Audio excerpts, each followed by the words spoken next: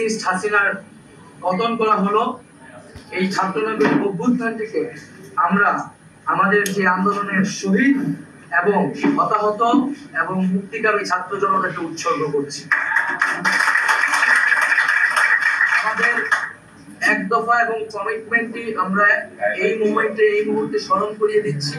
আমাদের এক দফা দাবিটি ছিল স্বৈরাচারী শেখ হাসিনা সরকারের পতন এবং ফ্যাসিবাদী ব্যবস্থার বিলোপ।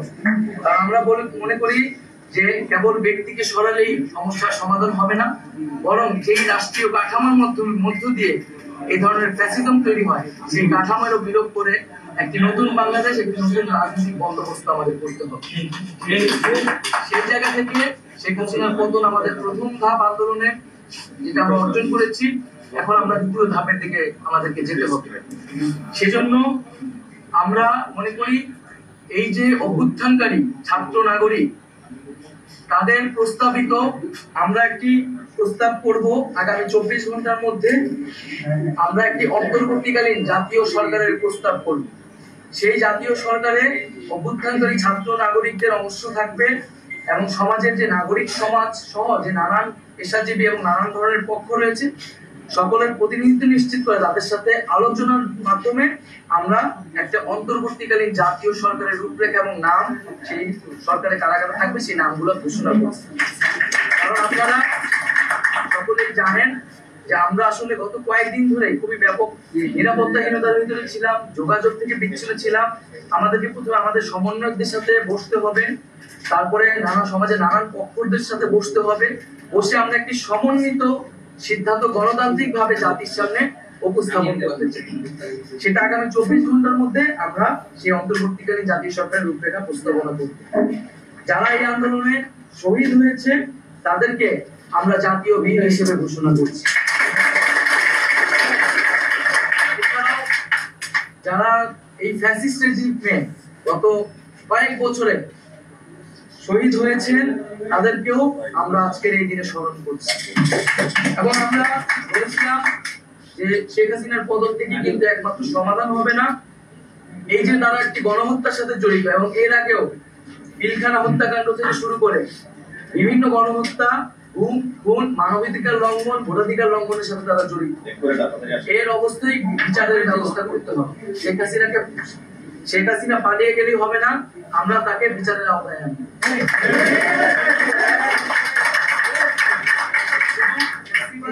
যারা ফ্যাসিজমে সরাসরি সহায়তা করেছে এবং তাদের সমর্থক তাদেরকে বিচারের আওতায় আনা হবে। এবং আমরা বলতে চাচ্ছি যে অভ্যুত্থানকারী ছাত্র নাগরিকের সমর্থিত বা প্রস্তাবিত সরকার ছাড়া আমরা কিন্তু আর কোন ধরনের সরকারকে সমর্থন করব না।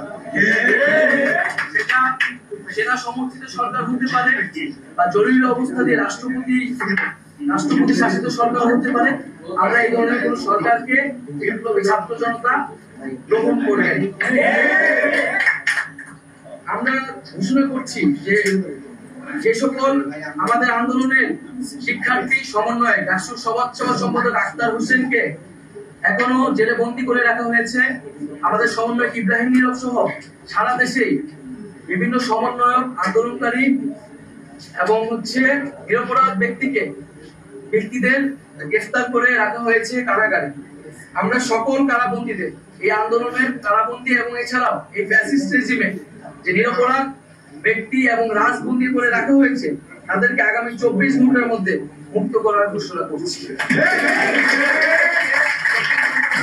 আমরা আমাদের সাথে রাজপথে দেখতে চাই এবং আমরা মুক্তিকামী ছাত্র জনতার প্রতি আহ্বান রাখছি যে তারা যাতে আমাদের কাছ থেকে 24 ঘন্টার মধ্যে আমরা যে চূড়ান্ত সরকারের রূপরেখা দিব তার ঘোষণার আগ পর্যন্ত তারা যাতে রাজপথে অবস্থান করে। এবং এক্ষেত্রে আমাদেরকে সতর্ক থাকতে হবে যে আন্দোলনের সুযোগে এখানে ফ্যাসিবাদের দোসররা এখনো নানান ধরনের অঘটন, নাশকতা, সহিংসতা করে এই আন্দোলনের ন্যায্যতাকে প্রশ্নবিদ্ধ করার চেষ্টা করে যেতে পারে।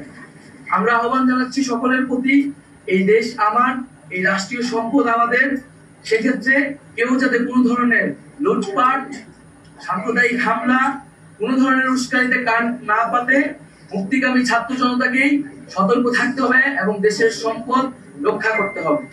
আমরা কোনো প্রাণনাশ, কোনো সহিংসতা চাই না।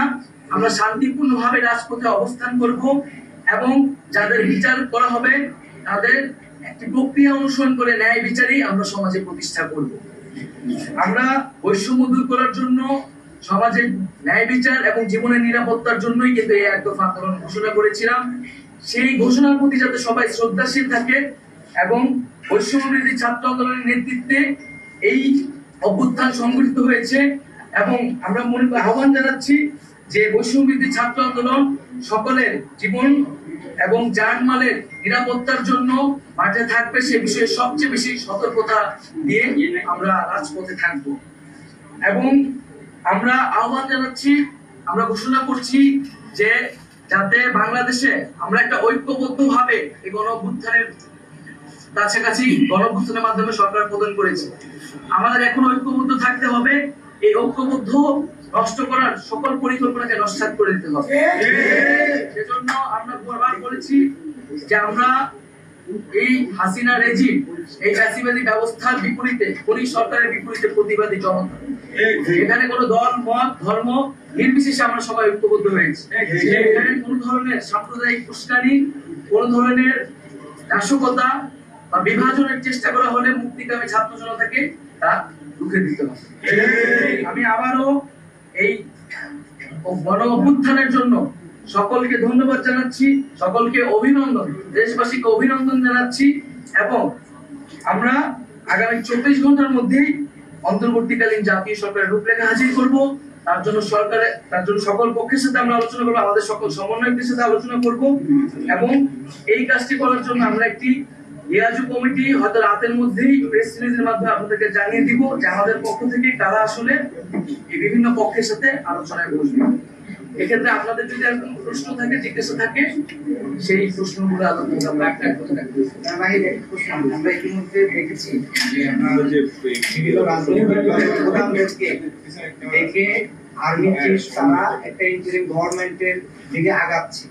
সেক্ষেত্রে এই বিরোধী যে রাজনৈতিক দলগুলো আছে তাদের প্রতি আমাদের কি আহ্বান? আমাদের আহ্বান থাকবে যে বৈষম্য বিরোধী ছাত্র আন্দোলন এবং বিপ্লবী যে ছাত্র নাগরিক তাদের নেতৃত্বেই কিন্তু এই অভ্যুত্থানটি ঘটেছে। ফলে জনগণ তাদের নেতৃত্বে মাঠে নেমে এসেছিল, তাদের নেতৃত্বে জীবন দিয়ে, তাদের আহ্বানে জীবন দিয়েছে।